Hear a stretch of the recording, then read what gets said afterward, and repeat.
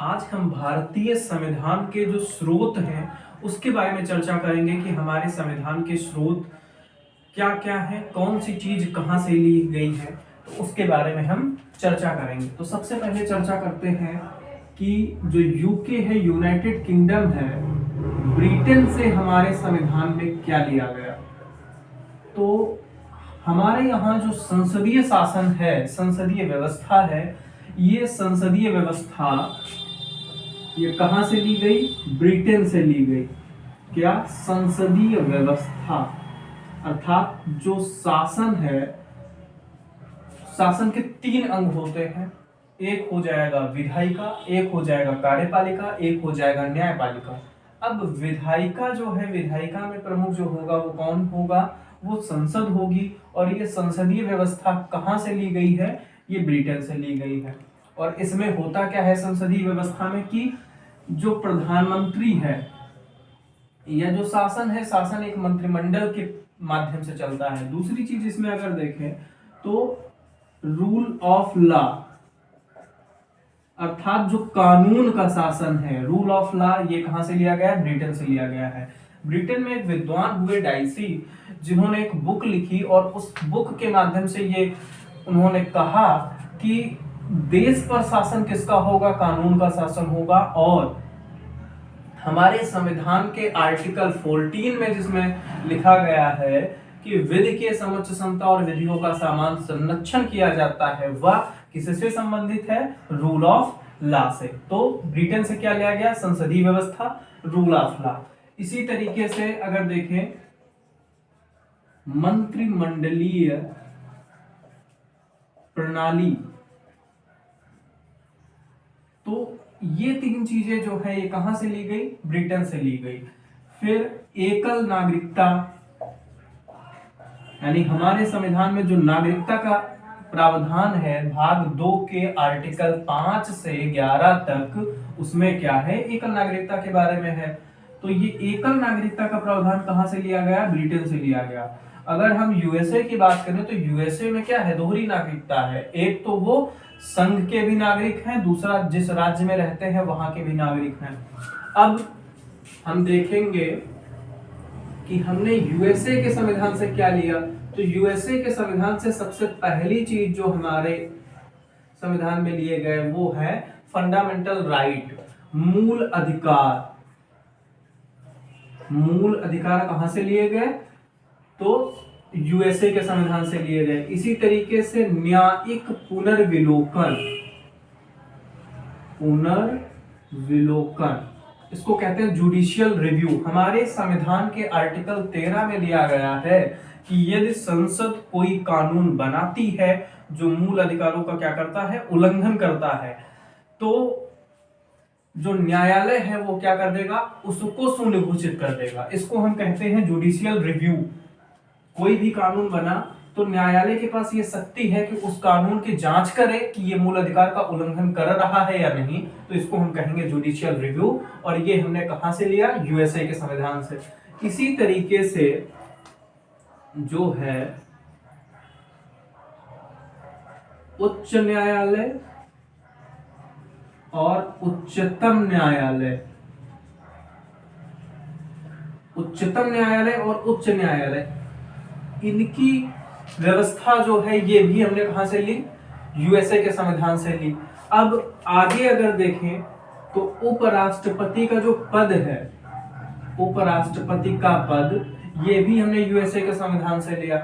आगे और अगर चर्चा करें तो उच्चतम न्यायालय, उच्च न्यायालय, इनके जो जजेज हैं उन पर जो इम्पीचमेंट लगेगा, एक तरीके से महाभियोग की जो प्रक्रिया है, महाभियोग किस पर? एससी और एचसी, यानी सुप्रीम कोर्ट और हाई कोर्ट के जजों पर जो महाभियोग लगेगा वो भी कहां से लिया गया? यूएसए से लिया गया। तो अभी हमने कौन सी चीजें पढ़ी कि यूके के संविधान से क्या लिया गया, यूएसए के संविधान से क्या लिया गया। अब हम आगे देखेंगे तो जो प्रेसिडेंट है, प्रेसिडेंट और डिप्टी प्रेसिडेंट का जो इम्पीचमेंट है, राष्ट्रपति और उपराष्ट्रपति का महाभियोग की जो प्रक्रिया है ये कहां से ली गई? यूएसए के संविधान से ली गई। इसी तरीके से हम ये देखें कनाडा, कनाडा से हमने क्या लिया? तो कनाडा से जो हमारे यहाँ संघीय व्यवस्था है, संघीय व्यवस्था, फेडरल सिस्टम, यानी जैसे भारत में क्या है, भारत में संघीय व्यवस्था है, संघ ज्यादा पावरफुल है, तो वो हमने कहां से लिया? कनाडा से लिया। इसी तरीके से अफ्रीका, तो संविधान में जो संशोधन है, संविधान में संशोधन, संविधान में संशोधन ये कहां से लिया गया? अफ्रीका के संविधान से। इसी तरीके से आयरलैंड, हमारे संविधान में जो भाग 4 है, हमारे संविधान का भाग 4 राज्य की नीति के निर्देशक तत्व, अर्थात राज्य को क्या करना है, ये हमने आयरलैंड के संविधान से लिए। और अगर प्रारंभिक तौर पे हम बात करें तो हमारे संविधान के पहले 1935 में जब भारत शासन अधिनियम आया, तो उस 1935 के भारत शासन अधिनियम में ये शामिल थे, और उसके बाद क्या किया गया? हमारे संविधान के भाग 4 में इसको शामिल कर दिया गया। अब अफ्रीका हो गया, आयरलैंड हो गया, कनाडा हो गया, यूएसए हो गया और इंग्लैंड हो गया। इसके बाद जैसे हम देखें कि जर्मनी से हमने क्या लिया, ऑस्ट्रेलिया से हमने क्या लिया और जापान से हमने क्या लिया। तो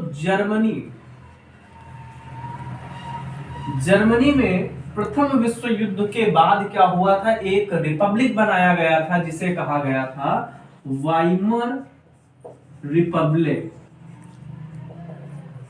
वाइमर गणराज्य।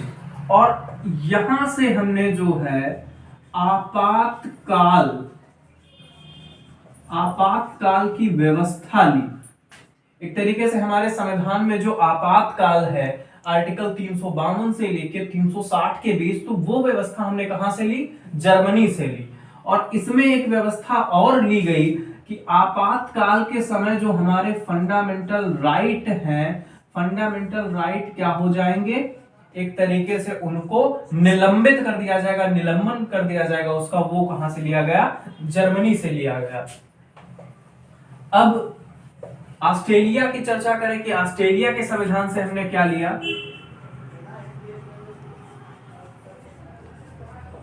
तो ऑस्ट्रेलिया के संविधान से सबसे पहले तो हमने समवर्ती सूची ली, यानी हमारे संविधान में क्या है? 3 सूचियां हैं। 3 सूचियों में एक सूची हो गई संघ सूची, दूसरी हो गई राज्य सूची और तीसरी सूची हो गई समवर्ती सूची। पहली सूची जो संघ सूची है, उसका मतलब ये है कि इस पर जो कानून बनाएगी वो कौन बनाएगी? संसद बनाएगी, केंद्र की सरकार बनाएगी। दूसरी सूची जो है वो राज्य सूची है, इस पर कानून कौन बनाएगा? तो इस पर कानून बनाएगी जो राज्य की सरकार है। हालांकि आर्टिकल 245 से लेकर 255 तक के बीच में कुछ स्पेशल प्रोविजन दिए गए हैं जिनमें राज्य सूची के विषय पर भी संसद कानून बनाती है। और एक तीसरी सूची है समवर्ती सूची, जिस पर कानून बनाने का जो अधिकार है वो संघ सरकार और राज्य सरकार दोनों को मिला है। लेकिन अगर दोनों में मतभेद हो तो वो कानून किसका मान्य होगा? संघ सरकार का मान्य होगा। तो ये व्यवस्था जो समवर्ती सूची की है ये हमने ऑस्ट्रेलिया से ली। फिर कोई व्यापार करने की स्वतंत्रता जो है वो हमने कहां से लिया? ऑस्ट्रेलिया से लिया। जैसे आर्टिकल 19 में हम देखते हैं कि व्यापार की स्वतंत्रता है वो कहां से है? ऑस्ट्रेलिया से है। इसके संविधान से हमने ये लिया। फिर उद्देशिका जो है हमारे संविधान में कि हम भारत के लोग भारत को संपूर्ण प्रभुत्व संपन्न समाजवादी पंथ निरपेक्ष लोकतंत्रात्मक गणराज्य बनाने के लिए, तो उद्देशिका का जो विचार है, उद्देशिका में जो 2 चीजें हैं, एक तो उद्देशिका का विचार और उद्देशिका की भाषा। और यूपी पीसीएस में देखें तो ये पूछा भी गया है कि उद्देशिका का विचार कहां से लिया गया, उद्देशिका की भाषा कहां से ली गई। तो उद्देशिका का विचार लिया गया यूएसए के संविधान से, उद्देशिका की भाषा ली गई ऑस्ट्रेलिया के संविधान से। अब हम आगे देखें जापान। तो जापान के संविधान से हमने लिया procedure establish by law, procedure establish by law मतलब एक ऐसा प्रोसीजर जो किसके द्वारा बनाया गया है, कानून के द्वारा बनाया गया है। तो ये कहां से लिया गया, ये लिया गया जापान के संविधान से। इसी तरीके से फ्रांस का जो संविधान है, फ्रांस के संविधान से हमने लिया रिपब्लिक, यानी जो गणतंत्र है, गणतंत्र की भावना हमने कहां से ली, फ्रांस के संविधान से ली। और इसके अलावा जो है हमारे प्रस्तावना में स्वतंत्रता, समानता और बंधुत्व, क्या स्वतंत्रता, समानता और बंधुत्व, तो ये तीन चीजें, स्वतंत्रता, समानता और बंधुत्व, ये जो भावना है ये कहां से ली गई है, फ्रांस से ली गई है। अब हम सोवियत संघ की चर्चा करें तो सोवियत संघ से हमने क्या लिया, सोवियत संघ। हमारे संविधान में 1976 में एक संशोधन हुआ जिसे हम मिनी कॉन्स्टिट्यूशन कहते हैं, 42वां संविधान संशोधन, और ये संशोधन सरदार स्वर्ण सिंह समिति के सुझाव पे हुआ था।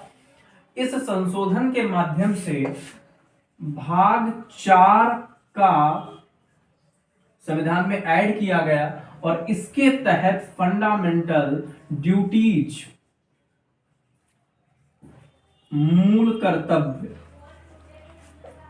अर्थात आर्टिकल 4 का मतलब जो है भाग 4 का जोड़ा गया।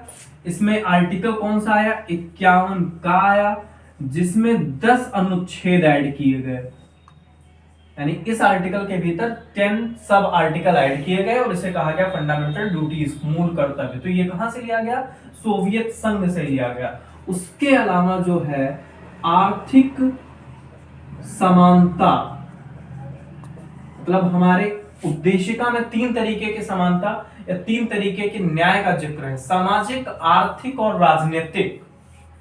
तो जो आर्थिक न्याय है या आर्थिक इक्वालिटी है, ये भावना हमने कहां से ली, सोवियत संघ से ली। और वहीं जो सामाजिक न्याय की बात की जाए तो वो हमने कहां से लिया था, फ्रांस से लिया था। राजनीतिक की बात की जाए तो वो हमने यूएसए और ब्रिटेन से ली। तो इस तरीके से आज हमने संविधान के जो स्रोत हैं उनके बारे में चर्चा की।